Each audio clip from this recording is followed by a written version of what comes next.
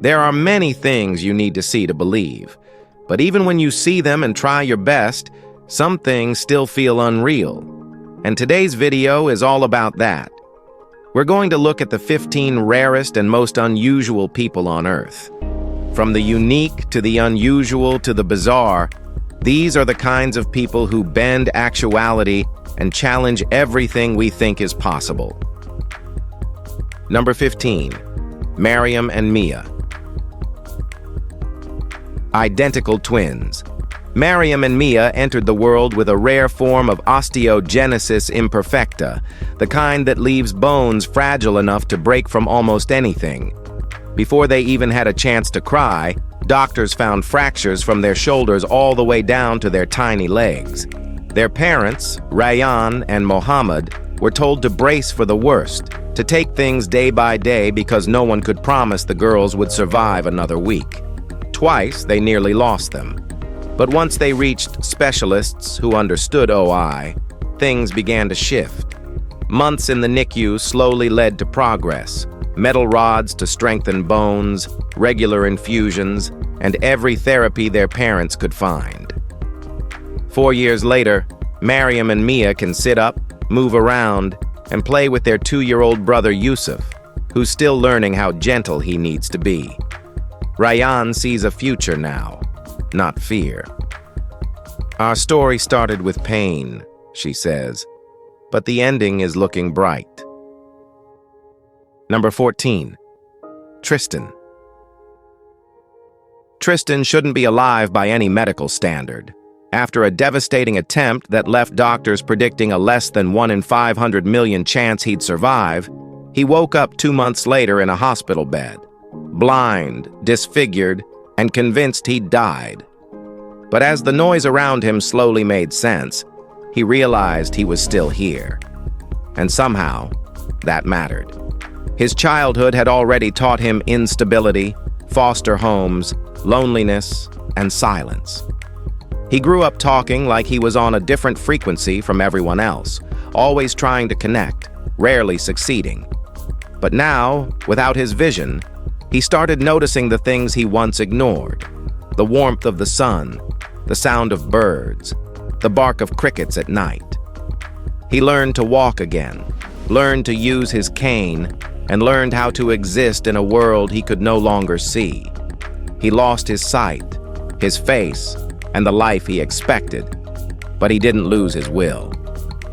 "If I'm still standing," he says, "you can stand too." Number 13. Jack Ayers. Jack Ayers set his sights on becoming the first male amputee to sign with a major modeling agency. And he didn't just reach the goal, he blew straight past it. The Bournemouth native made history when he stepped onto the runway at New York Fashion Week, something no male amputee had done before. Since then, he's walked London Men's Fashion Week, Milan, Russia, and even posed on the cover of Men's Health UK.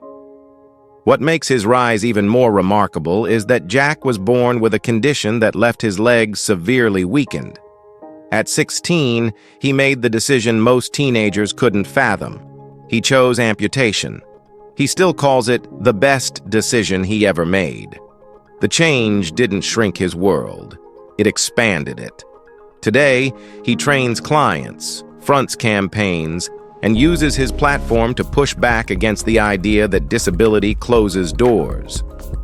Jack's story has a simple core. He didn't wait for permission to live big. Number 12, the couple with butterfly skin.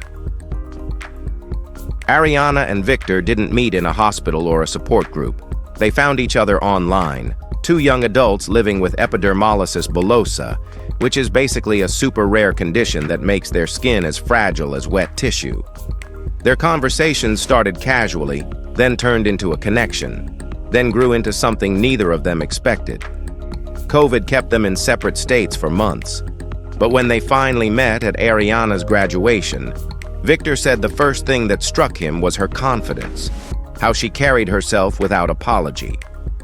Ariana shares her life openly on social media, and people aren't always kind. Some question their relationship, some mock their appearance, and others go as far as asking why two people with EB would date each other at all. Ariana ignores the noise. Being with someone who understands the pain, the bandages, the routines, the fear, that matters. Victor agrees. They don't call their love a miracle or an exception. They just call it theirs, and that's enough. Number 11. Mark, Tom, and Moke. Mark, Tom, and Moke live under one Hollywood roof with twins Bo and Coy, two 8-year-olds who've grown up surrounded by more love than most families manage in one lifetime. Mark and Tom were married first and had the twins through a surrogate named Ashley, each fathering one child biologically. When their marriage ended, they didn't split the home. They stayed together to raise their kids as a team. Then Mark met Moke at the gym, and everything shifted again. The connection was instant, and before long they figured out the most honest path forward. All three adults living together, co-parenting side by side. Tom moved into the pool house and later watched Mark and Moke marry without stepping back from his role as dad. Now Mark and Moke are preparing for another baby with the same surrogate and donor, so every child shares the same roots. The outside world throws judgment at them daily, but they choose stability, not approval. Number 10. Frankie. Frankie was born with hydrocephalus, a harsh condition that enlarged his skull, disrupted brain development, and left him unable to walk, speak, or feed himself. At 7 years old, he lacks words, mobility, and clear communication. But Frankie shines with laughter, wonder, and simple joys. His favorite cartoon is Bluey.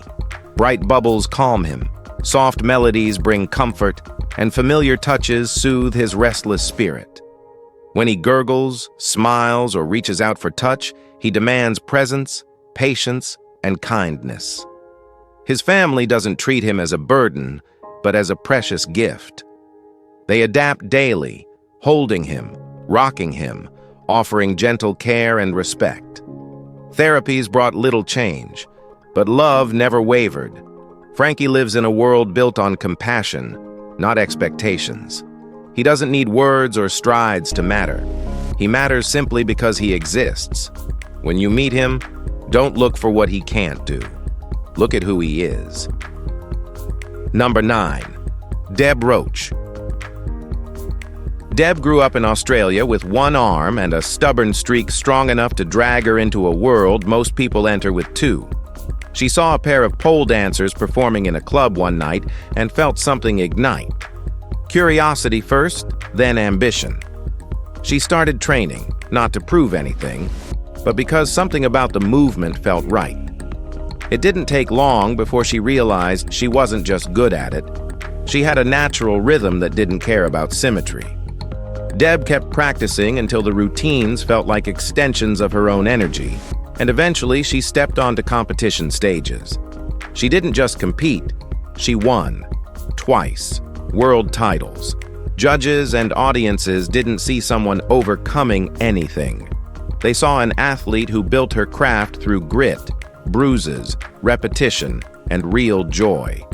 Today, Deb teaches others, reminding students that their strength isn't defined by what they're missing, but by what they're willing to push for.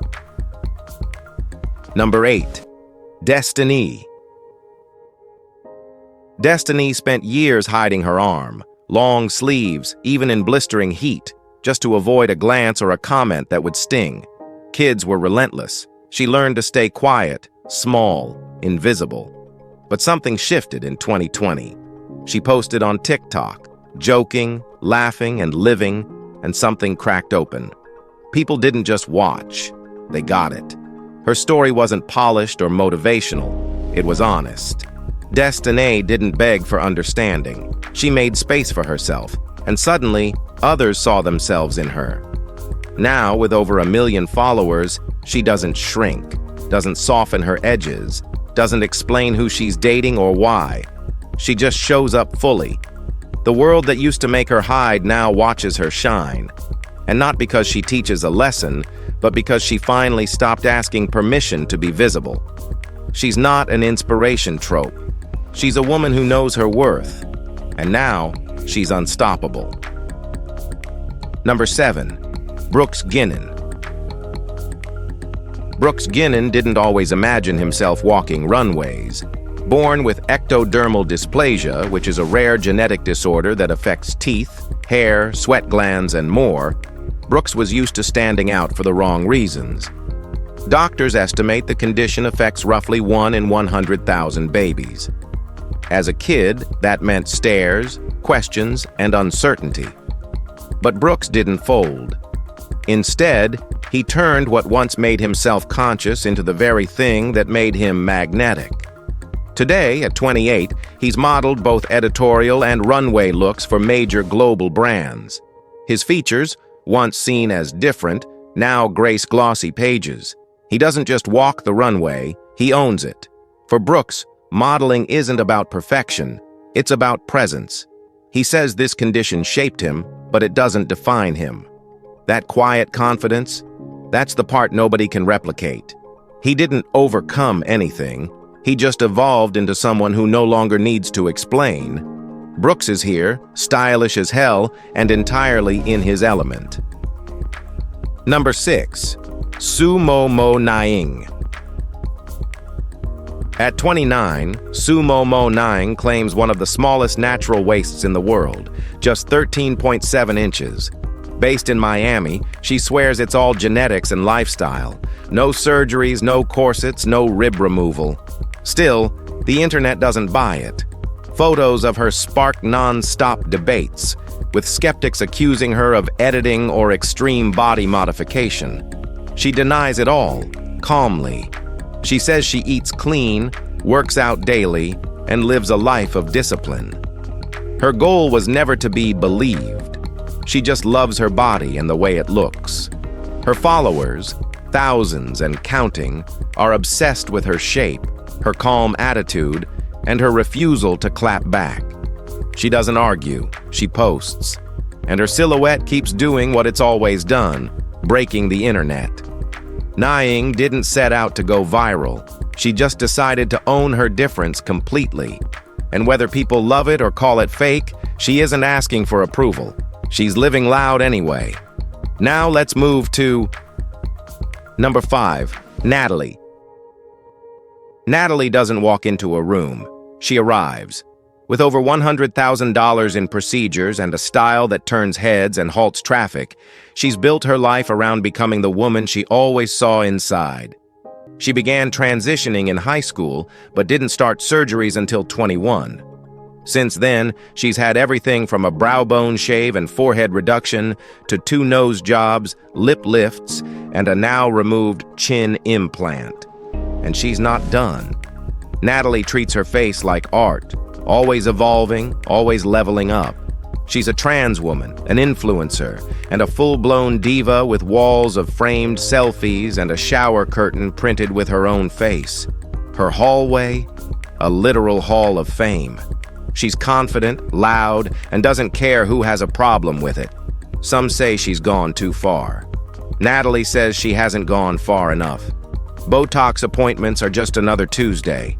Beauty isn't about rules, it's about self-creation. And Natalie isn't asking for approval. She's already the main event. Number 4, Cassidy and Caroline Carter. Cassidy and Caroline are 23 fraternal twins from Kentucky, but you'd never guess it at first glance. Cassidy towers over her sis by more than a foot, and most strangers assume Caroline is years younger. But what they don't see is the story behind that difference. Caroline was born with McCune-Albright syndrome, a rare disorder that affects her bones and skin. Her bones are so fragile, she's suffered over 50 fractures in her life. She moves carefully, but she moves forward. The sisters are inseparable, laughing, filming TikToks, cracking inside jokes no one else gets. Cassidy may be the tall one, but Caroline is the powerhouse. She never let her condition define her, and Cassidy never let it separate them. Together, they've built a bond that's stronger than genetics. When people stare or ask uncomfortable questions, they don't flinch. They just lean on each other and keep going. This isn't a story about contrast. It's one about closeness. Number 3. Ariasha and Dwayne. Ariasha was just 5 when the questions started, about her face, her ears, her hearing aids. But she wasn't alone. Her dad, Dwayne, knew the road well. They both have Treacher-Collins syndrome, a rare craniofacial condition that affects the development of bones and tissue in the face. Dwayne has no external ears. Ariasha was born with the same difference and the same quiet strength. They communicate with patience, wear hearing aids with pride, and face the world shoulder to shoulder. Her mom, Becky, wanted to soften the fear that comes with a diagnosis, so she wrote a children's book, Asha's Little Ears. She also created headbands to help other kids wear hearing devices without pain. It's been 5 years since. Not many updates, but some stories don't need a climax. Sometimes it's just a father and daughter walking through the world, heads high, showing kids like them that they're not broken. They're just built different. Number 2. Tannius and Royalty. Tannius gave birth to both of his sons, Xanius and Zykel, and he's raising them with his partner, Royalty. Their family is loud, soft, real, and very much their own. Tannius is a trans man and a proud seahorse dad. His journey has been public, shared online, seen by thousands, and met with both love and ignorance. He's been called confusing, selfish, irresponsible. Strangers say his kids will grow up broken, but Tannius doesn't flinch. "I transitioned," he says, "but I still wanted to carry my children." He did, twice, and Royalty never let him face it alone. They parent with joy, with clarity, with radical love. Tannius wants to become a lactation consultant, creating space for trans parents in medicine. Royalty just wants young trans people to know it's okay to want family, softness, and kids of your own. Together, they're raising sons with open minds and open hearts. They don't owe anyone an explanation. They're just building the life they needed to see. Number 1. Jasmine Bean. Jasmine doesn't wear makeup to impress you. They wear it because it's armor, honesty, and art. Living in London, they identify as a gender, call themselves a genderless monster, and don't flinch when strangers stare. Their look isn't about being cute, it's about reclaiming space. Whiteout contacts, sharp doll lashes, fake blood, hand-sewn horror fairy couture. Their version of beauty is jagged, loud, and uncozy. That's the point. Yasmin grew up obsessed with horror films and channeled it all into becoming the version of themselves that actually felt like home. Online, they've built a following of misfits and outsiders who finally feel seen. Not everyone gets it. Some attack, some mock. Yasmin shrugs. They're launching a makeup line for the people who've never fit in and never wanted to. They aren't playing dress up. This is who they are. If you enjoyed this video, be sure to like and subscribe. Thanks for watching. We'll see you soon.